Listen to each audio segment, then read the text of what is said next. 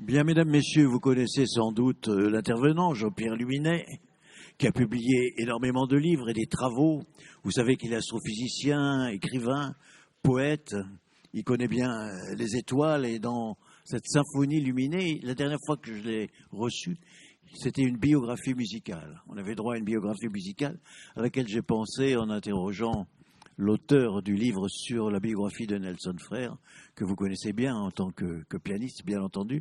Et chaque fois, l'univers de Monsieur Luminet, qui est l'univers des étoiles, se rattache à d'autres univers artistiques. Et aujourd'hui, on va parler avec lui de la peinture, avec les nuits étoilées, vous voyez qu'on est dans les étoiles, de Vincent van Gogh. Alors, on est bien ici à Aix-en-Provence, puisque l'inspiration dont on va parler de ces nuits étoilées est venue à l'artiste par la découverte de la lumière provençale. Oui. Tout d'abord, je voudrais dire que tout au long, effectivement, de ma vie et de mon travail de chercheur, j'ai conduit en parallèle et poursuivi en parallèle mes passions et pratiqué en parallèle toutes mes passions pour la musique, les arts plastiques, donc la peinture, la poésie et la littérature. Voilà. Après, mon intérêt précoce pour Vincent van Gogh vient de beaucoup de facteurs. Ma passion pour la peinture, bien entendu, et pour ce génie extraordinaire de la peinture. Le fait que je suis aussi provençal. Vous êtes né à Cavaillon. Vous l'entendez à mon accent. Je suis né au pied du Luberon, effectivement, à Cavaillon. Et quand on, évidemment, découvre pour la première fois la nuit étoilée la plus célèbre, on y reviendra, il y en a plusieurs, mais la nuit étoilée la plus célèbre, qui est celle qu'il a peinte à l'asile de Saint-Paul-de-Mosole, auprès de Saint-Rémy-en-Provence, on ne peut que être étonné, s'interroger sur ce ciel extraordinaire, avec une croissance de lune énorme, des astres de toutes les couleurs, multicolores, des tourbillons dans le ciel, un paysage extrêmement tourmenté. Et quand on connaît un minimum sur la vie de Van Gogh, on sait que quelques mois auparavant, il y a eu cette fameuse crise de démence à Arles. J'y reviendrai après en retissant le fil de la venue de Van Gogh en Provence. Mais donc cet épisode de démence à Arles, où il s'est coupé le lobe de l'oreille, et après, donc, il a accepté de se faire interner à l'asile. Et donc, on pourrait penser que ce ciel apparemment complètement fou n'a aucun rapport avec le ciel réel. Et ce livre, donc, c'est le fruit d'une longue quête et d'une enquête que j'ai commencée il y a à peu près 30 ans, au début des années 90, connaissant évidemment une ou deux nuits étoilées de Van Gogh, mais sans avoir eu l'idée d'approfondir davantage. Je tombe en fouinant dans une librairie parisienne. C'était à l'époque où je travaillais. Déjà, j'exerçais mon métier. J'avais quitté la Provence et je vivais en région parisienne. Et en fouinant dans une librairie, je tombe sur un petit livre que je trouve fort intéressant d'un critique d'art américain qui était le premier à se poser justement la question sur un possible réalisme astronomique de la nuit étoilée de Saint-Rémy de Provence. Alors, on n'a pas besoin d'être astronome pour soupçonner à première vue. Je dis ça, mais enfin, certains critiques d'art spécialisés sur Van Gogh ne s'en sont pas aperçus, comme je le raconte dans mon livre. Enfin bon, il ne faut pas être grand clair en astronomie pour comprendre que le paysage représenté, vous avez sans doute en mémoire, la plupart d'entre vous, cet extraordinaire tableau. On voit les collines des Alpilles. Au-dessus, une traînée blanchâtre, ça représente l'aube. Il y a le croissant de lune éclairé par, évidemment, le soleil qui n'est pas encore sorti au-dessus de l'horizon. Puis il y a un astre énorme au-dessus de l'horizon. Ça ne peut être que Vénus, bien entendu. Et puis donc quelques autres étoiles. Le petit village perché, niché au pied des Alpilles. Et puis le grand cyprès qui pointe son doigt vers le ciel. Et en analysant donc la correspondance très riche de Vincent van Gogh, on sait que le 19 juin 1889, il écrit à son frère Théo que parmi les toiles qu'il a en train, il y en a une qui représente une étude de ciel étoilé, sans plus. Van Gogh ne donnait pas de titre à ses œuvres. Une étude, simplement, très modestement, une petite étude de ciel étoilé. Et ce critique d'art avait pensé que Van Gogh avait peint le tableau le 19 juin, le jour où il avait écrit sa lettre, parce que il pensait, comme beaucoup le pensent à tort, que Van Gogh peignait un tableau par jour. Alors c'est vrai que quand on fait le compte du nombre total de tableaux de Van Gogh pendant une certaine durée, par exemple pendant les 2 années à Saint-Rémy-de-Provence, il y avait 700 tableaux, et ça fait pratiquement un tableau par jour. Sauf que il avait plusieurs tableaux en train, comme il l'écrit maintes fois dans sa correspondance. Alors ça m'a intrigué, cette histoire du 19 juin, et moi-même, donc astronome, astrophysicien, je dispose de logiciels astronomiques pour faire des vérifications, c'est-à-dire un logiciel, vous téléchargez, vous pouvez le faire, hein, c'est des logiciels en libre accès, vous vous positionnez à un lieu donné, vous entrez les coordonnées, le nom du village, peu importe, vous mettez une date et vous recherchez la configuration du ciel réel. Voilà. Et donc, faisant ce travail en remontant quelques jours ou 2-3 semaines avant le 19 juin, parce que je pensais que si Van Gogh avait voulu faire un ciel relativement fidèle, eh bien, il avait commencé, évidemment, son tableau avant. Et c'est comme ça que j'ai trouvé, ça c'est au début des années 90 seulement, que le 28 mai 1889, à 4h40 du matin, la configuration du ciel était tout à fait fidèle à ce qu'avait représenté Van Gogh. Dans la position des astres, évidemment pas dans leur éclat. Les étoiles sont énormes, le croissant de lune est gigantesque, mais les positions sont fidèles, à la fois pour Vénus, pour la Lune, et puis quelques étoiles de la constellation du Bélier. Donc voilà, donc j'avais simplement écrit à cette époque un petit article, et puis intervenu dans 2-3 petits documentaires de télévision sur Van Gogh, sur cette nouvelle date, en montrant qu'il y avait toujours un réalisme de position dans les peintures de Van Gogh, en tout cas dans celle-là. Et puis j'ai laissé reposer pendant plusieurs années. Mon enquête est reprise en 2012. Là, j'ai commencé à avoir accès aussi à la correspondance totale de Van Gogh, une correspondance extraordinaire qui montre d'ailleurs à quel point Van Gogh était un érudit. Il avait une connaissance de toute l'histoire de la peinture, une connaissance de la littérature. Il lisait énormément les grands auteurs de son temps. Il en parlait à son frère Théo. Donc une correspondance absolument passionnante.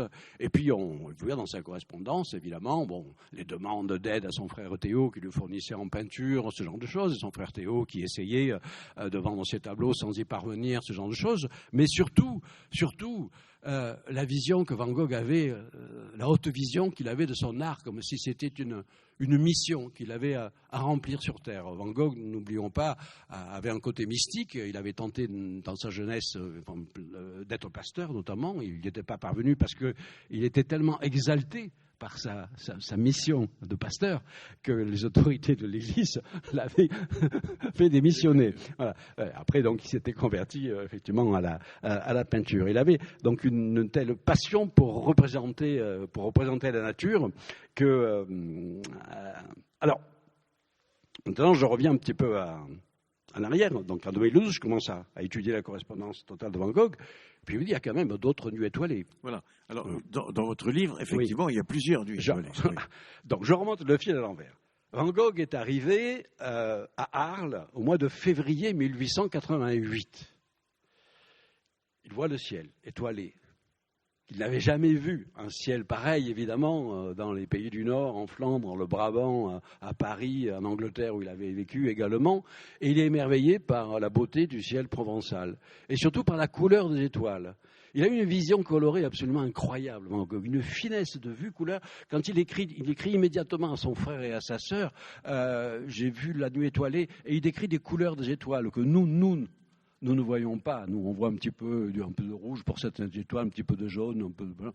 Et Van Gogh, il voit des lilas, des violets myosotis, des jaunes citronnés, enfin, une description de couleurs absolument prodigieuse.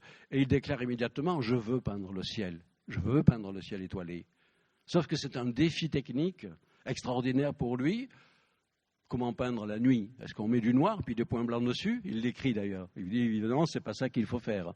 Et donc il va chercher comment résoudre ce défi artistique. Et il va procrastiner pendant plusieurs mois, jusqu'au mois de septembre 1888. Et au mois de septembre 1888, il est donc installé à Arles, près de la fameuse Maison Jaune, et il se rend dans un café, place du Forum à Arles. Aujourd'hui, les lieux n'ont absolument pas changé. Il peint terrasse de café le soir. Et il y a un petit coin de ciel bleu entre les découpes des bâtiments orientés le long de la place du Forum. Et dans ce coin de ciel bleu, il fait la découverte du bleu cobalt très profond pour peindre la nuit. Donc ce n'est pas le noir, c'est du bleu cobalt. Et puis il commence à peindre quelques étoiles. Et là, je me suis dit, s'il y a un certain réalisme de position dans La Nuit étoilée de Saint-Rémy, après sa crise de démence, avant sa crise de démence, il y avait peut-être aussi un réalisme de position. Et d'autant que dans sa correspondance, il l'écrit plusieurs fois à son frère et à sa sœur, « Je veux sortir la nuit et peindre le ciel étoilé tel que je le vois ». Et donc, effectivement, ce logiciel de reconstitution astronomique permet de vérifier qu'effectivement, aux alentours du 10 septembre 1888, à un moment où on sait qu'il a peint à quelques jours près cette terrasse de café, eh bien, il y a la constellation du Verseau qui représente la configuration très précise, avec une forme de Y, dans le petit coin de ciel étoilé. Donc, effectivement, il réalise ce qu'il a dit, c'est-à-dire, il veut peindre d'après le réel, à la fois paysage terrestre et paysage céleste. Après, quelques semaines plus tard, 15 jours à peine, donc au début octobre, il se rend au bord du Rhône et il peint une nuit bien plus étoilée avec la constellation de la Grande Ourse. On reconnaît immédiatement les 7 étoiles du chariot de la Grande Ourse au-dessus du paysage terrestre où l'on voit la ville d'Arles de nuit avec les clochers des églises, le pont de Trinquetaille, les réverbères allumés, à l'époque au gaz évidemment, qui se réfléchissent, avec des lignes verticales sur le Rhône, tableau extraordinaire. Et on se dit, ben, là voilà, il a effectivement peint le ciel tel qu'on le voit. Sauf que quand on se rend à Arles, alors mon enquête a rebondi à plusieurs reprises, parce que comme je le disais, j'ai passé l'essentiel de ma vie de chercheur en région parisienne, et je ne suis revenu dans le sud, m'installer dans le sud qu'en 2014, et donc j'ai pu effectivement me rendre plusieurs fois sur place. Et puis plus récemment, je me suis carrément installé dans un petit village provençal qui s'appelle Le Nove, qui est à 12 km de Saint-Rémy, à 30 km d'Arles. Donc c'est facile de me rendre.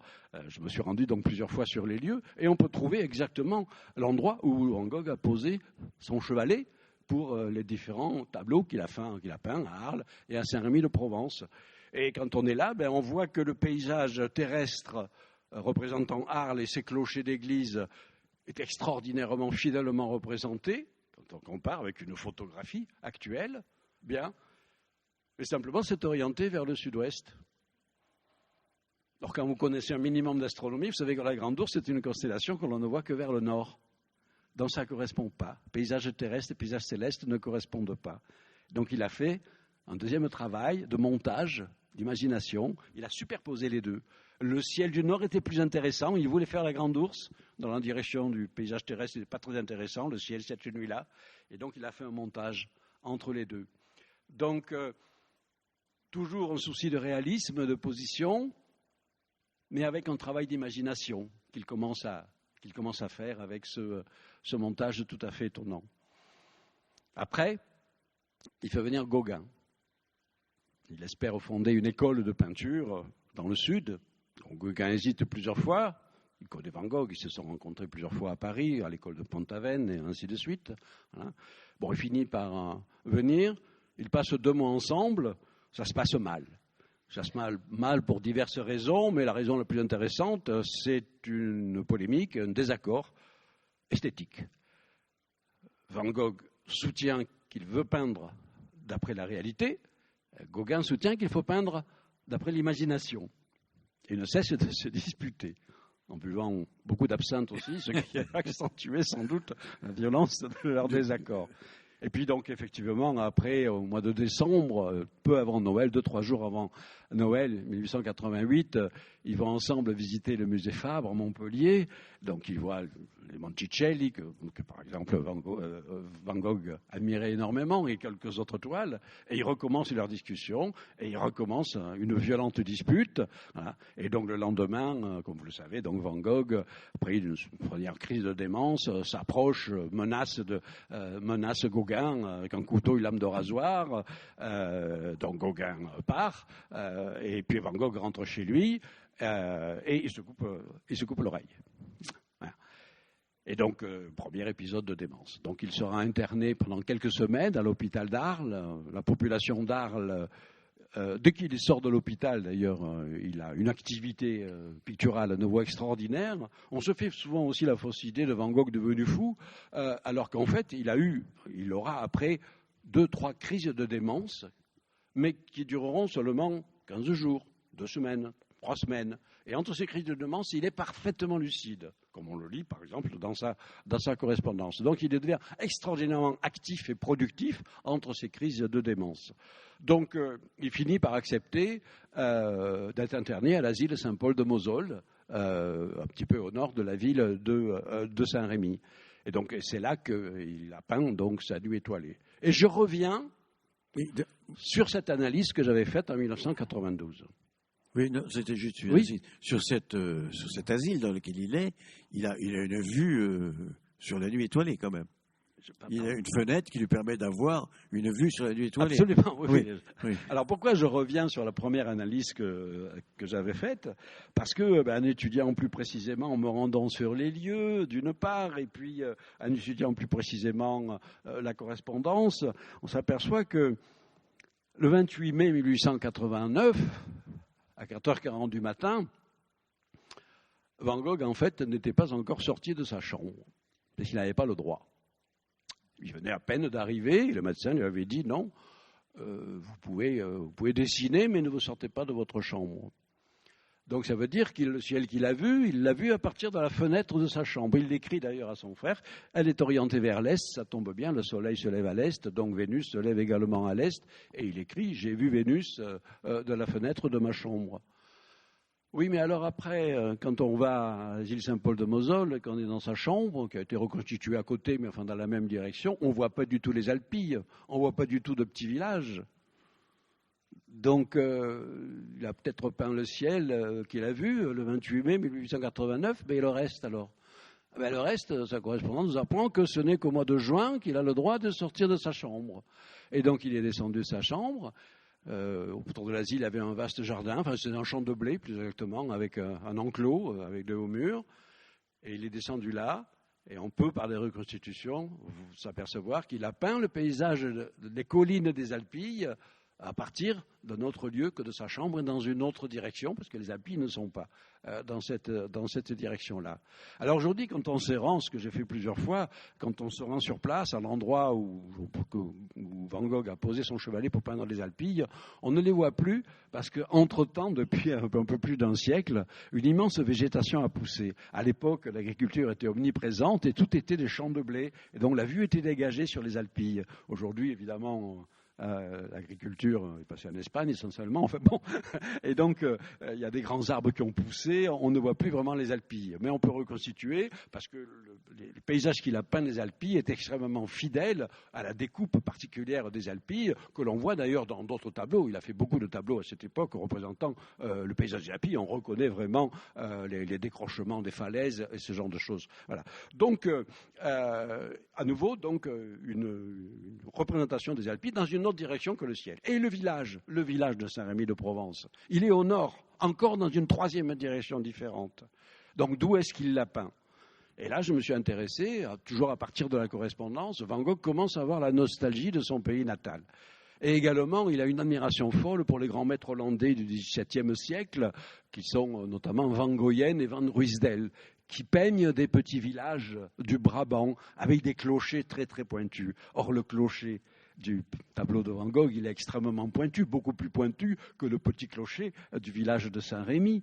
Et donc, en fait, j'ai découvert et j'ai étudié les tableaux de Van Goyen et de Van Gogh et j'ai trouvé des églises et des petits villages peints. Van Gogh a quasiment... Il avait une mémoire fabuleuse, Van Gogh. De mémoire, il a refait les villages de Van Goyen. Et on croit que c'est Saint-Rémy-de-Provence. En fait, c'est une synthèse entre un petit village provençal qui pourrait être Saint-Rémy et ces villages hollandais. Donc finalement, avec cette toile, la nuit étoilée au-dessus de Saint-Rémy-de-Provence, on a une extraordinaire synthèse, un travail, une conjonction, une heureuse conjonction entre une observation réelle du ciel, un travail d'imagination en superposant des plans vus dans des directions différentes, et également un travail de mémoire. Et ces choses-là vont s'accentuer par la suite, si on a le temps de parler encore d'un tableau ultérieur. Il y a aussi, juste quand même, un autre mot sur la nuit étoilée de Saint-Rémy.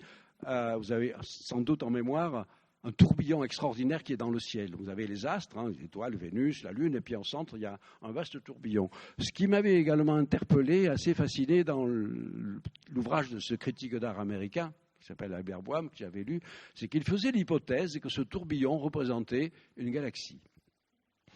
Alors attention, les galaxies ne sont pas visibles à l'œil nu, mais il se trouve qu'à l'époque de Van Gogh, dans les années 1880, l'astronomie commençait à faire des progrès énormes, l'observation faisait des progrès énormes grâce à la photographie astronomique.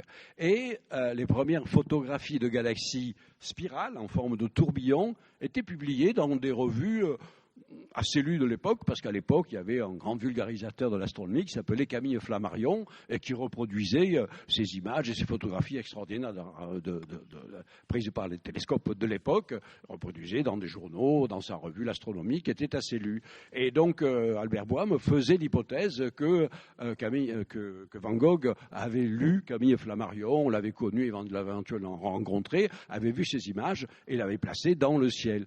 Alors moi, évidemment, je pouvais, en tant qu'astrophysicien, je pouvais être fasciné par cette idée qu'un artiste passionné par l'astronomie pouvait effectivement mettre dans son tableau quelque chose d'invisible à l'œil, mais qui existait bel et bien avec effectivement cette spirale. Alors, j'ai refait ma constitution astronomique parce qu'il se trouve que la galaxie qui était candidate, qui avait été proposée, qui ressemble effectivement à un tourbillon, n'est pas du tout dans cette direction. Ça s'appelle la galaxie des chiens de chasse, elle est ailleurs. Mais mon logiciel de reconstitution astronomique montrait qu'à l'endroit de la spirale van Goghienne, il y avait une galaxie, spirale vue de face, qui est dans la constellation des Poissons, on l'appelle la galaxie du fantôme d'ailleurs, et elle ressemble absolument à celle de Van Gogh. Alors je me suis dit, c'est encore plus extraordinaire, il a vraiment vu ces images qui avaient été publiées, cette galaxie avait également été photographiée à cette époque, il a vu ces images et il l'a mise dans le ciel. Voilà.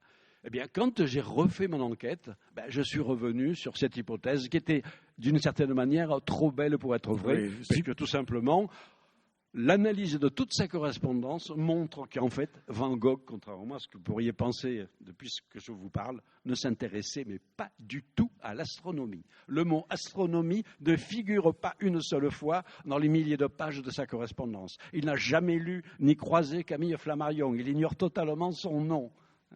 Donc, qu'est-ce qu'il a représenté ? Tout simplement un tourbillon dans le ciel, puisqu'on trouve d'autres tableaux de la même époque, où on a des paysages diurnes, cette fois-ci, avec un ciel turbulent, champ de blé après tempête, par exemple. Et on a exactement les mêmes spirales. Alors, c'est peut-être un peu moins joli que l'idée d'une galaxie, mais voilà un petit peu ce travail d'enquête que j'ai fait avec sans cesse de rebondissements. Avec cette enquête, on peut dire que petit à petit, il s'est rapproché de l'idée de Gauguin. Exactement, puisque donc effectivement, au départ de leur querelle, c'est un côté réalisme, l'autre côté imagination, et puis là on voit qu'effectivement, à partir de cette crise-là, Gauguin l'aura influencé, et réciproquement d'ailleurs, et qu'effectivement après il fera des compositions également d'après, comme je l'ai dit, également mémoire et imagination, mais toujours en partant tout de même effectivement de scènes réelles. Les Alpilles sont très fidèlement reproduites, le ciel est fidèlement reproduit. En tout cas, je répète, c'est pas des galaxies qu'il a uniquement dans la tête, c'est des choses quand même qu'il a observées. Absolument. Et qu'il se oui, donc il a vu effectivement, lors des orages provençaux, il y a du tourbillon dans le ciel,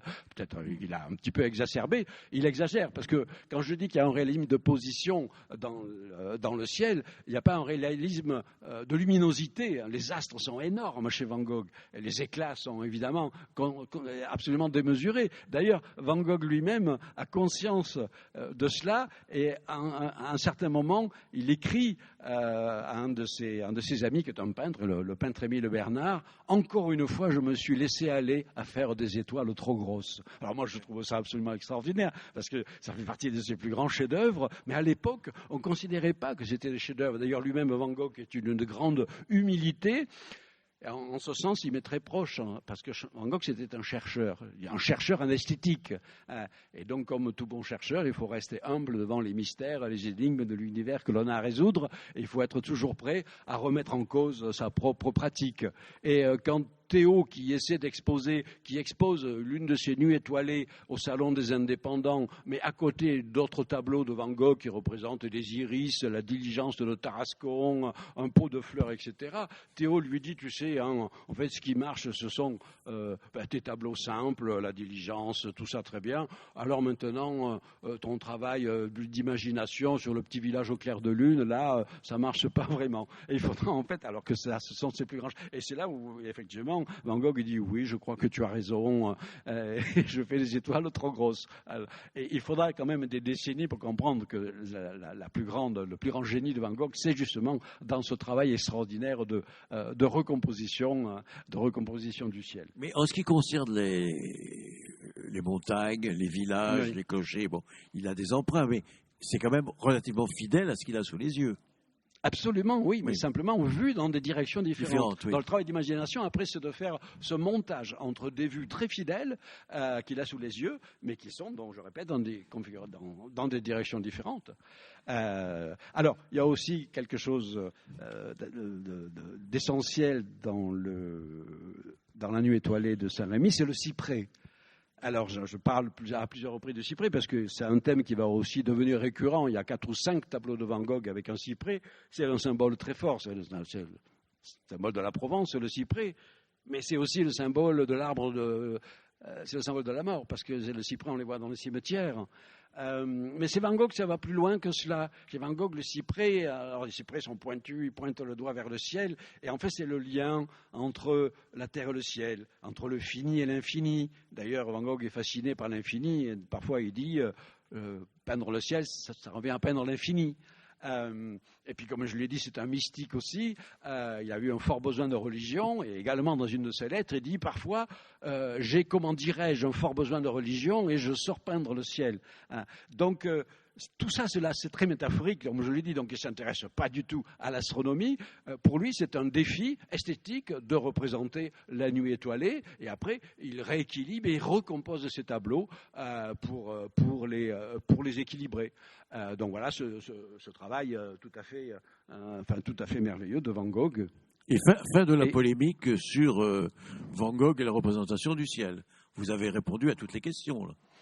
Oui, et alors, on ne répond jamais à toutes les questions, mais je pense effectivement avoir soulevé quelques noix. Alors surtout parce que les tableaux dont on vient de parler ont été, la nuit étoilée de Saint-Rémy a été extrêmement étudiée. Alors j'ai été quand même surpris, j'ai lu évidemment énormément de livres sur Van Gogh, que voir beaucoup de grands spécialistes de Van Gogh qui ont fait des catalogues d'expositions au MoMA de New York, à Amsterdam, au musée Van Gogh à Amsterdam, etc., commentent la nuit étoilée en disant il n'y a pas un ciel imaginaire, ils ne reconnaissent même pas que c'est Vénus. Bon, c'est un petit peu surprenant. Mais bon, pourquoi pas, hein, chacun est un petit peu cloisonné dans sa discipline, ce qui n'est pas mon cas, mais enfin, bon, voilà. Mais surtout, j'ai étudié plus tard, alors ça c'est tout récent, c'est à partir de 2017, j'ai étudié un autre tableau qui est très peu commenté, qu'il a peint juste avant de quitter Saint-Rémy-de-Provence pour se rendre, comme vous le savez, après à Saint-Auvers-sur-Oise, où il passera les 70 derniers jours, pas Saint-Auvers, à Auvers-sur-Oise, pardon, où il passera les 70 derniers jours de sa vie. Et le 10 avril 1890, donc nous sommes, oui, voilà, parce qu'il a passé donc un an à Saint-Rémy, il peint une route de campagne avec cyprès. Vous ne l'avez sans doute pas en tête parce que c'est moins connu. J'ouvre une parenthèse en disant que je suis extrêmement satisfait du travail éditorial de maquette que mon éditeur, les éditions Segarce, ont fait. Tous les tableaux sont représentés avec des détails, des dépliants, etc. Voilà. Donc la route étoilée, la route de campagne avec étoiles et cyprès, nommé après, évidemment, c'est pas une fois de plus, c'est pas le nom que lui a donné Vincent Van Gogh, représente, alors le tableau est partagé en deux, le cyprès il est au milieu. Il continue à pointer le doigt vers le ciel. D'un côté, on a le croissant de lune, qui ressemble un petit peu au croissant de lune de la nuit étoilée de Saint-Rémy, une lune énorme avec un croissant. Et puis de l'autre côté, on a 2 astres. L'un, c'est visiblement Vénus à nouveau, parce qu'on voit aussi la colline des Alpilles avec l'aube blanchâtre. Et puis un astre encore plus bas sur l'horizon. Et puis quand on est un petit peu astronome, on dit c'est possible que ce soit Mercure. Alors c'est facile de vérifier. On regarde avec les logiciels ou les annales d'astronomie, le 10 avril 1890, il y a eu une conjonction astronomique assez rare entre un croissant de lune, Vénus et Mercure. Donc on s'est dit, ça y est, Van Gogh, il a à nouveau... Il a regardé ce qui existe là. Il a regardé, il est sorti. Voilà. Ça avait été annoncé dans le journaux. Il ne s'intéressait pas à l'astronomie, mais c'était annoncé dans les journaux locaux. À l'époque, ça ne s'appelait peut-être pas le Midi Libre ou la Provence, mais enfin, je ne sais pas comment ça s'appelait, mais c'était annoncé dans les journaux. Donc il est sorti. Mais le problème, vous regardez le tableau, mais il dit, mais d'accord, bon, il y a Vénus, il y a Mercure, mais le croissant de lune, il est de l'autre côté. Il n'est pas éclairé du bon côté. Qu'est-ce qu'il a fait ? Et c'est là que je me suis imaginé, là je crois que je suis le seul vraiment à avoir fait ça, alors que les autres tableaux avaient été étudiés avec différentes hypothèses, eh bien j'ai détricoté, j'ai déconstruit le tableau de Van Gogh parce qu'on n'avait aucune indication. Van Gogh, dans toutes ses correspondances, ne donne pas la façon dont il travaille. Il décrit les couleurs, mais bon, il ne parle pas de la construction extraordinaire de ces tableaux qui est en fait un travail d'atelier. Eh bien, on s'aperçoit qu'en fait, pour des raisons d'équilibre, il a déplacé la Lune à droite, dans la partie droite, car dans la configuration réelle, elle était à gauche. Et puis la partie gauche, où il y avait Vénus et Mercure, il l'a mise à droite, mais avec un effet miroir. Tout simplement pour équilibrer les luminosités des astres. Donc à nouveau, il a fait un travail de recomposition extraordinaire à partir d'une observation réelle, mais obéissant à des impératifs esthétiques. Et on retrouve à nouveau le travail de mémoire qui devient de plus en plus prégnant dans les derniers temps de Van Gogh, où il a de plus en plus la nostalgie du Brabant. Il a bien aimé la Provence, mais au bout d'un certain temps, il a un peu marre de Mistral, par exemple, qui rend un peu fou quand on n'est pas habitué. Hein. Et donc, il peint à la même époque, il peint des chaumières du Brabant. Et dans ce tableau, La route de la campagne avec Cyprès, il y a effectivement des chaumières qui n'ont rien de provençal. Et ce sont exactement, on retrouve exactement les chaumières du Brabant dans ce tableau. Donc à nouveau un travail de mémoire qu'il met dans cette. Oui, parce qu'au niveau de sa vie, malgré les crises de ses états de santé, il n'y a pas de dégradation de son pouvoir artistique ni d'observation. Non seulement il n'y a pas de dégradation, mais il y a au contraire une augmentation de son génie, puisqu'il travaille, c'est un chercheur, il améliore constamment sa technique et son inspiration. Et puis, comme je le dis, de plus en plus, il mêle aussi, à partir du réalisme initial, il mêle, je répète, un travail d'imagination, de mémoire, de synthèse et des compositions. Et donc, c'est où il y a des mécanismes secrets dont il ne parle pas, qui président finalement à l'achèvement de ce tableau. Et je répète, il n'en fait pas un chaque jour. Il travaille plusieurs jours, voire même plusieurs semaines sur chacun de ces tableaux, comme il l'écrit dans sa correspondance. Donc ce sont vraiment des reconstructions mentales, et des mentales avec un mental parfaitement lucide, je le répète, entre ces quelques crises de démence, il est d'une lucidité extraordinaire, et ces lettres sont absolument fascinantes à lire. Alors, est-ce qu'il y a des peintres, connus ou moins connus, qui ont fait des reproductions véritable de ciel étoilé, de façon artistique, mais proche de la vérité? Alors, bien avant, enfin, ou à l'époque, et même un petit peu avant d'avoir fait ces études précises sur Van Gogh, je m'étais intéressé, de la même façon que je m'étais intéressé aux relations que les poètes entretiennent avec le ciel, puisque j'avais publié dans les années 90 une anthologie qui s'appelle Les poètes et l'univers. J'avais en projet une autre anthologie, mais visuelle cette fois-ci, Les peintres et l'univers. C'est-à-dire voir dans l'histoire de la peinture la façon dont les peintres avaient tenté de représenter le ciel, soit avec un certain souci de réalisme, ou soit de façon purement artistique et imaginaire. Et donc il y a une très riche documentation à ce sujet-là. Cela dit, les représentations qui se veulent relativement réalistes du ciel avant Van Gogh sont quand même assez rares, mais il y a une toile qui avait particulièrement influencé Van Gogh. Van Gogh était très admiratif de l'œuvre de Millet. Millet, c'est l'auteur du fameux Angélus de Millet. Vous savez que Van Gogh également était a été intéressé par peindre des scènes de réalisme paysan, les mangeurs de pommes de terre, des semeurs dans les champs, etc. Et Millet également, c'était une de ses spécialités. Donc il avait une admiration extraordinaire pour Millet, l'Angélus bien entendu, et puis une toile de Millet qui représente une nuit étoilée et qui est assez bien faite parce que c'est une nuit étoilée au moment d'une pluie d'étoiles filantes. Et donc il y a une pluie d'étoiles filantes. Il a peint probablement ce tableau au mois d'août, où il y a les fameux essaims qu'on appelle les Perséides, une pluie d'étoiles filantes. Et Van Gogh avait été effectivement captivé par cette première tentative de peindre le ciel. Mais la trouvaille géniale de Van Gogh, c'est le bleu cobalt qu'il va mettre pour peindre le ciel nocturne. Il n'est pas bleu cobalt, mais c'est ça la trouvaille géniale de Van Gogh dans son travail sur les couleurs. Il a tellement lu le traité des couleurs, d'abord chez Delacroix, puis après repris de façon plus pédagogique par d'autres auteurs qu'il a lu très très intensément. Donc il trouve ce bleu cobalt, et puis le contraste, le jaune, le fameux jaune de Van Gogh, un jaune extraordinaire, ça c'est une trouvaille qui fait contraste avec le bleu. Il met du jaune dans ses étoiles. Nous, on ne voit pas de jaune dans les étoiles. D'ailleurs, je voudrais vous lire un texte qui ouvre en fait mon livre, qui est extraordinaire, qui parle de ce jaune de Van Gogh. Et puis surtout, je n'ai pas encore dit le mot, mais le travail onirique. Parce que ce travail de mémoire, d'imagination, partant d'une observation réaliste, ça émerge également de la rêverie nocturne. Et l'extrait que je vais vous lire a été écrit par Gaston Bachelard, qui a capté de façon magnifique l'art de Van Gogh. Il écrit la chose suivante. Dans quel espace vivent nos rêves? Quel est le dynamisme de notre vie nocturne? L'espace de notre sommeil est-il vraiment un espace de repos? N'a-t-il pas plutôt un mouvement incessant et confus? Sur tous ces problèmes, nous avons peu de lumière, parce que nous ne retrouvons le jour venu que des fragments de vie nocturne. Et il poursuit.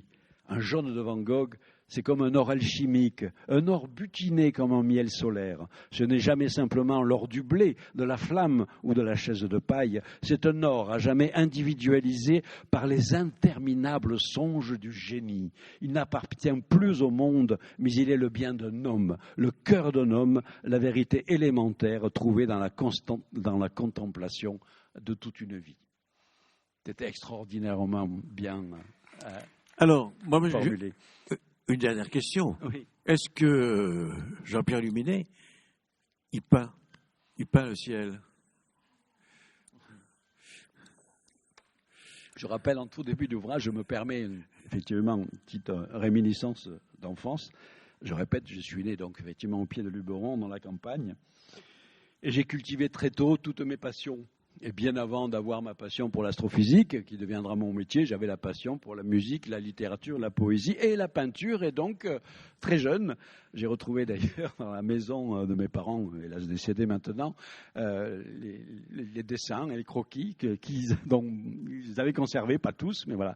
Et donc, voilà, j'ai peint. D'abord, j'ai commencé par dessiner au fusain, à la sanguine, par faire des copies de tableaux.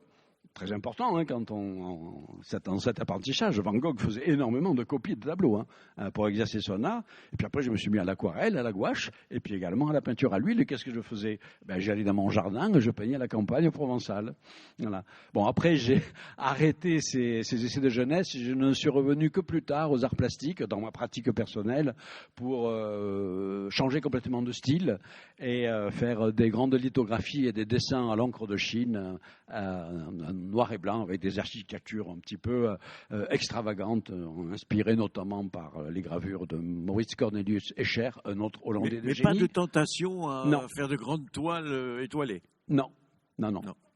Alors, j'ai deux de mes lithographies dans lesquelles j'ai représenté, de façon assez curieuse, des deux constellations, le taureau et le navire Argo, en utilisant des représentations un peu mythologiques du navire, des Argonautes et puis d'un taureau, que l'on retrouve dans de vieux atlas d'astronomie, que j'ai mis dans des architectures un petit peu bizarres, et j'ai mis un fond étoilé dessus. Mais là, qu'est-ce que j'ai fait? J'ai fait exactement ce que Van Gogh disait ne pas faire. C'est-à-dire, j'ai mis du noir et des points blancs pour représenter les étoiles, et sans aucune corrélation, mais ça je l'ai fait exprès, je n'ai aucune corrélation entre les étoiles de la constellation du navire Argo ou les étoiles de la constellation du taureau. Voilà. Une œuvre qui n'atteindra jamais les records de Van Gogh, si vous bien compris. Certainement pas. Alors, sauf que j'en ai vendu quelques-unes de mon vivant, ce qui n'a pas été le cas de Van Gogh. Hélas pour lui. Quoi de neuf? On ne comprendrait pas que je ne vous pose pas la question. Quoi de neuf, chercheur dans l'espace? Qu'est-ce qu'on va découvrir? On change complètement de sujet maintenant. Pour terminer. Quoi de neuf? Eh bien justement, lorsque j'ai la première émission de radio que j'ai faite autour de mon livre, c'est le lendemain de la parution, c'était la matinale de France Inter. On avait un Nicolas Demorand que j'avais rarement vu aussi enthousiaste, donc j'étais formidable. Et un auditeur m'a posé la question, qu'est-ce que vous pensez des images du James Webb Telescope? On est cette fois-ci dans l'actualité astronomique. Voilà. Alors j'ai essayé de faire un lien avec Van Gogh parce que les images du James Webb Telescope sont d'une beauté extraordinaire. extraordinaire, avec plein de couleurs, mais j'ai rappelé qu'en fait, le James Webb Telescope fonctionne dans le domaine de l'infrarouge, donc il n'y a pas de vraies couleurs que l'on voit, et donc ce que l'on voit, ce sont des recompositions et des reconstitutions mêlant des images qui ont été prises par d'autres télescopes qui, eux, fonctionnent bien dans le spectre du visible, plus des indications en infrarouge du James Webb Telescope, et comme ça, on reconstruit des paysages. J'avais dit, de façon un petit peu rapide, d'une certaine façon, Van Gogh a anticipé le travail, dans son travail de recomposition du ciel, il a un petit peu anticipé le travail que font les chercheurs de la NASA aujourd'hui pour reproduire les images du James Webb Telescope. Donc maintenant, pour répondre plus précisément à votre question, pour ceux qui s'intéressent à l'astrophysique et aux grandes énigmes de l'astrophysique qui ne sont pas encore résolues, parmi les résultats pour l'instant les plus prometteurs et intéressants de ce télescope James Webb, qui a une vision donc extrêmement profonde à la fois dans l'espace, donc dans le passé également de l'univers, eh bien il a capté les plus anciennes galaxies par rapport à nous, que l'on n'avait jamais capté. Donc ça veut dire que ce sont des galaxies qui se sont formées très tôt dans l'univers. Et la surprise, c'est que, avant ces observations-là, on pensait qu'il avait fallu 7 à 800 millions d'années après le supposé début de l'univers au moment du Big Bang pour que les galaxies commencent à se former. D'abord les étoiles, au bout de 200-300 millions d'années, et puis les étoiles se regroupent pour former ces vastes structures qu'on appelle des galaxies. Et que découvre le James Webb Telescope? Des galaxies énormes qui se sont formées 200 millions d'années après le Big Bang. Avec en plus quoi au milieu? Des trous noirs géants. Vous savez, les trous noirs, c'est un de mes objets favoris. Voilà. Des trous noirs gigantesques. On se dit, mais comment c'est possible que des trous noirs aussi énormes, avec des centaines de millions de fois la masse du Soleil, aient pu s'agglomérer aussi rapidement après le Big Bang? Alors, sans aller jusqu'à dire que ça remet en cause, comme la presse qui est toujours avide de scoop en disant que ça remet en cause la relativité générale, Einstein, tout ça, évidemment, c'est du pipeau, mais simplement, ça remet en question certaines idées que l'on se faisait sur le processus de formation des galaxies. Et en ce qui concerne les résultats qui peuvent être en lien avec une partie de mes travaux, notamment sur les trous noirs, eh bien, ça a ravivé une vieille idée que j'avais avancé notamment, je n'étais pas le seul, il y a une quarantaine d'années, qui avait été un petit peu oublié, c'est que peu après le Big Bang, il a pu y avoir une première génération, avant les étoiles, avant les galaxies, une première génération de trous noirs dits primordiaux, formés seulement quelques secondes après le Big Bang, mais de trous noirs massifs, et pas seulement des trous noirs microscopiques, comme l'avait imaginé Stephen Hawking. Et donc ces trous noirs massifs auraient servi de germe, de catalyseur à la formation des objets. Et c'est l'une des réponses possibles à cette énigme des galaxies formées très tôt. Est-ce que ce que l'on découvre petit à petit, moi c'est mon sentiment, c'est assez frappant d'ailleurs, correspond à ce que vous avez imaginé? Pas pour l'instant, j'ai eu beaucoup de chance dans ma carrière de chercheur, puisque j'avais imaginé, plus qu'imaginé, calculé, mais à partir d'un travail effectivement de synthèse, d'imagination, de recomposition, à quoi, c'était en 1978, il y a plus de 45 ans, à quoi pourrait ressembler un trou noir entouré d'un disque de gaz, en faisant des calculs compliqués sur ordinateur. Donc j'avais publié cette vue, cette simulation numérique, et j'ai eu la chance extraordinaire que de mon vivant, 40 ans plus tard, en 2019, la première image télescopique d'un trou noir a été prise. D'ailleurs, si vous vous approchez, je l'ai en pins ici, là, c'est l'image du trou noir géant au-dessus au centre de la galaxie Messier 87. Oui, mais c'est pas de la chance, c'est pas de la chance, Jean-Pierre. C'est pas de la chance. Comment ça, c'est pas de la chance? C'est pas de la science. Non. C'est pas de la chance? Non. J'ai eu la chance de m'intéresser à ce sujet-là, disons, oui. de choisir ce sujet parmi d'autres. Donc ça a été une bonne chose. Quelques années plus tard, je m'étais intéressé à un autre processus, parce que moi je ne suis pas astronome, je ne fais pas d'observation, je fais des calculs. Voilà. Et donc j'avais imaginé, donc calculé, donc ça veut dire aussi dans notre recherche, imaginer, ça veut dire calculer aussi, à quoi le sort d'une étoile qui frôlerait la surface d'un trou noir géant situé au centre d'une galaxie, parce qu'il y a beaucoup d'étoiles qui passent près, il y en a qui sont absorbées, puis il y en a qui passent près. Et j'avais prédit, toujours par des modélisations, que les étoiles étaient détruite, en passant par une phase extrêmement aplatie que j'avais appelée une crêpe stellaire, et puis ça finissait par exploser, et donc j'avais appelé ça les crêpes stellaires flambées. Eh bien, elles ont été découvertes, c'était astronomie et gastronomie, elles ont été découvertes, quelques années plus tard seulement, et aujourd'hui on a des catalogues de dizaines de crêpes stellaires flambées qui sont observées dans le ciel. Donc c'est plutôt sympa simplement de voir, ce qu'il faut applaudir, c'est Einstein, c'est-à-dire les équations de la relativité générale. Vous les écrivez correctement, vous décrivez la courbure, les propriétés de l'espace-temps, autour d'un trou noir, voilà, ainsi de suite. Vous calculez les trajectoires des rayons lumineux, vous faites tourner l'ordinateur parce que tout ça, ça ne se résout plus à la main, c'est trop compliqué, et vous faites une prédiction.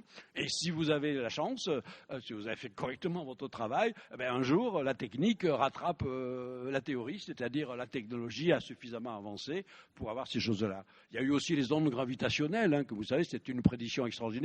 Je n'avais pas travaillé sur les ondes gravitationnelles, mais mes collègues du laboratoire de l'Observatoire de Paris avaient fait le même travail que j'avais fait pour l'image du riz du trou noir. Ils avaient calculé théoriquement à quoi devrait ressembler une bouffée d'ondes gravitationnelles émise par la collision de deux trous noirs. En 2015, pouf, on a un interféromètre gravitationnel et on détecte des ondes gravitationnelles qui ressemblent exactement à ce qui avait été calculé par la théorie. Donc c'est la magie de la physique théorique bien maîtrisée qui permet de temps en temps... très bien maîtrisé. Alors, est-ce que Jean-Pierre Luminet est maintenant une exception ou est-ce que la recherche française est en train de nous créer plein de petits Luminets?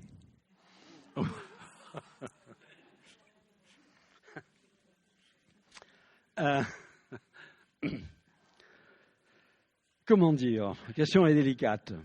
Une partie de la recherche française va mal. Ce n'est pas les chercheurs qui sont incriminés, évidemment. C'est la technobureaucratie qui a totalement envahi le monde de la recherche. J'ai récemment écrit sur mon mur Facebook, j'écris de temps en temps quelques billets un petit peu polémiques sur le plan politique, en dehors d'un certain nombre de conférences, de livres, etc., où j'ai écrit l'état de délabrement institutionnel simplement voulu par une bureaucratie, je le répète, de plus en plus omniprésente, qui empêche tout simplement les chercheurs de chercher, en les surchargeant de tâches administratives. Et le CNRS, dont j'ai été directeur de recherche au CNRS, je suis émérite maintenant. J'ai passé 40 ans de ma vie au CNRS, cette institution extraordinaire, s'est transformée progressivement. D'abord, c'était une agence de recherche, après c'est devenu une agence de moyens, et maintenant c'est une agence de programme dont les chercheurs sont exclus, puisque ce sont des bureaucrates et des technocrates.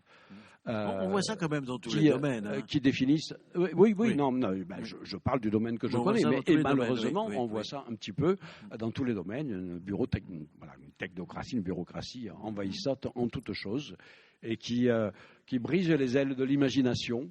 Or, pardon, le chercheur... Jacques Ellul, oui. Hein? Il cite Jacques Ellul qui avait prévu cette Oui. Alors, c'est pas tout récent, ça se prépare depuis des décennies, mais ça s'accentue. Et là, actuellement, c'est difficile de ne pas constater cet état de délabrement général. Alors après, que l'on croit ou non aux classements internationaux, mais malgré tout... on recule un peu, quand même. Oui. On recule pas un peu. Oui. Mais moi, je suis gentil, moi, je veux pas être licencié. On est tombé dans l'abîme. Quasiment, oui. À ce moment-là. Absolument malheureux. Le travail que j'ai eu la chance de pouvoir faire, où est-ce que ça marche? Le travail d'imagination que j'ai eu la chance de faire quand j'étais jeune chercheur, un jeune chercheur d'aujourd'hui qui aurait les mêmes idées, parce qu'il y en a plein, évidemment, des jeunes très doués, etc., ne pourraient pas le faire, parce qu'ils ne seront pas dans les bonnes voies. Moi, j'ai toujours emprunté des sentiers à côté, des sentiers qui bifurquent pour étudier des sujets qui n'étaient pas à la mode, mais des sujets qui me semblaient prometteurs. Donc c'est là où j'ai eu effectivement la chance de choisir des sujets qui, effectivement, après se sont révélés extrêmement riches. Mais aujourd'hui, quelqu'un qui n'est pas dans les rails, il va pas pouvoir pénétrer dans le système de la recherche. Où est-ce que la recherche est la plus performante dans votre domaine? C'est dans les pays asiatiques, aux États-unis? Maintenant, il est clair. Bon, alors il faut savoir. Alors évidemment, dans le monde anglo-saxon, mais il faut voir quand vous lisez les signatures donc des auteurs des publications qui sortent des universités américaines, vous avez peut-être un natif américain sur 10 dans les signataires. Souvent, les articles sont signés de beaucoup ce sont des grandes collaborations. Donc, en fait, les États-Unis, ils ont eu, évidemment, l'intelligence qu'on n'a pas eu une fois de plus, la France, à cause de sa bureaucratie et d'accueillir les chercheurs étrangers. Les jeunes Américains, eux, ils veulent gagner du fric, parce que ce qui compte, c'est le dollar, c'est l'argent. Donc, ils font d'autres métiers que le métier de chercheur, parce qu'on ne gagne pas d'argent. Voilà. Mais en revanche, chercheurs du monde entier, ils sont accueillis par les universités américaines et c'est eux qui font le travail. Voilà. Et puis maintenant, il y a évidemment la montée en puissance de la Chine. Voilà. Il y a 30 ans, on recevait, quand on est référé, c'est-à-dire on doit juger les articles publiés pour le publier en revue, on recevait les articles des Chinois, ils sortaient quand même de 30 années de révolution culturelle, les astrophysiciens ils avaient dû aller passer 10 années dans les champs, ils avaient perdu le contact, ils avaient un énorme travail de rattrapage. Voilà. Aujourd'hui, maintenant, ils ont des universités à Pékin, en Shanghai, qui nous font rêver. Hein. Et donc, également, ça se passe là-bas. D'accord. Le prochain Jean-Pierre Luminet, vous travaillez sur quel livre, là? J'ai toujours plusieurs livres en cours, donc là j'en ai 3. Alors il y en a un que j'écris directement en langue anglaise et qui va être publié aux États-Unis. Je l'ai terminé, donc là on en est simplement. Ce qui évite la bureaucratie française. C'est l'histoire c'est l'histoire. J'avais déjà écrit quelque chose en français là-dessus, mais j'ai approfondi. C'est l'histoire de la naissance de la cosmologie relativiste. L'histoire des modèles du Big Bang. Comment cette idée extraordinaire que notre univers ne soit pas éternel, mais ait pu naître à partir d'une configuration initiale qui reste encore mystérieuse, le Big Bang, a été proposée dans les années 1920 par 2-3 génies un petit peu oubliés qui s'appellent Alexandre Freeman et Georges Lemaître, en opposition avec Einstein lui-même qui est quand même le père fondateur de la théorie et ce genre. Tiens, j'en profite sur 5 minutes d'une petite parenthèse. Georges Lemaître, un génie extraordinaire, qui a tout compris du Big Bang 40 ans avant tout le monde, il a eu une lubie. Il était donc d'une pertinence incroyable pour tout ce qui concernait la cosmologie, l'astrophysique, etc. Il avait une lubie au sujet de Molière. C'est pour ça que je fais le lien avec ce que j'ai entendu. On a parlé effectivement de l'hypothèse que certaines pièces de Molière ne sont pas de Molière. Figurez-vous que Georges Lemaître a écrit un article qui s'appelle « Double étoile ». Et sa double étoile, c'est en fait Molière et Louis XIV.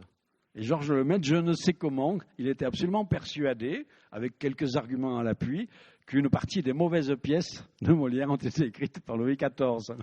C'est assez quand même comique. C'est moins grave que si Molière peut-être avait gouverné la France. Absolument, effectivement. Voilà. Alors, on n'a toujours pas le titre du prochain livre. On nommait, je pense que ça s'appelle The Birth of Big Bang Cosmology. Mais maintenant, mon prochain livre en français, enfin j'ai 2 autres, mais le prochain, c'est une vaste anthologie que je prépare depuis plus de 10 ans pour la grande collection bouquins qui a été également mentionnée également, voilà, sur les origines du monde, c'est-à-dire tous les récits cosmogoniques qui commencent d'abord par les mythes et les légendes dans tous les peuples de la Terre. Ça se perd dans la nuit des temps, des récits tous plus extraordinaires les uns que les autres, mais avec des archétypes de la pensée cosmogonique. Et puis après, évidemment, progressivement, la façon dont ces cosmogonies vont se structurer, d'abord par des récits plutôt philosophiques, Platon, Aristote, Descartes, Leibniz, Kant et ainsi de suite, pour arriver après à la cosmologie dite scientifique qui ne vient qu'au XXe siècle, parce que pour avoir une cosmologie scientifique, il faut à la fois avoir une bonne théorie de l'espace-temps, c'est la théorie d'Einstein, relativité générale, et puis enfin des observations télescopiques profondes pour pouvoir tester ces théories. Et donc c'est l'avènement de la cosmologie relativiste avec justement les travaux de Friedman, de Lemaître, qui nous conduisent jusqu'à la cosmologie d'aujourd'hui, qui reste encore évidemment mystérieuse sur certains aspects. Les grandes questions sur la matière noire, l'énergie sombre ne sont pas encore tout à fait résolues. Et donc c'est cet immense parcours à travers des textes littéraires. J'ai tout le corpus, plus de 1000 pages, un corpus littéraire extraordinaire. Et tout le travail, en fait, c'est de le mettre évidemment en perspective historique, de commenter, replacer chacun de ces textes dans le contexte de l'époque, et puis de mettre tout ensemble un arsenal. Et ça, c'est pour quand ? J'espère le faire dans l'année. Dans la collection bouquins. Dans la collection bouquins. Ouais, c'est le seul qui peut accepter 1000 pages. Enfin, si c'est eux qui me l'ont proposé. Moi, j'ai eu la chance de jamais avoir proposé un livre à un éditeur, mais bon. Voilà. Bon, Monsieur Luminet, encore merci pour cette présentation et pour tout ce que vous nous avez dit. Bravo à vous. Comme quoi, tout n'est pas désespérant dans notre pays. Voilà une bonne nouvelle. Merci. Merci à vous infiniment. Alors, il est à vos dispositions à la signature et pour continuer avec lui plus à fond cette conversation. Merci pour lui. Merci à vous.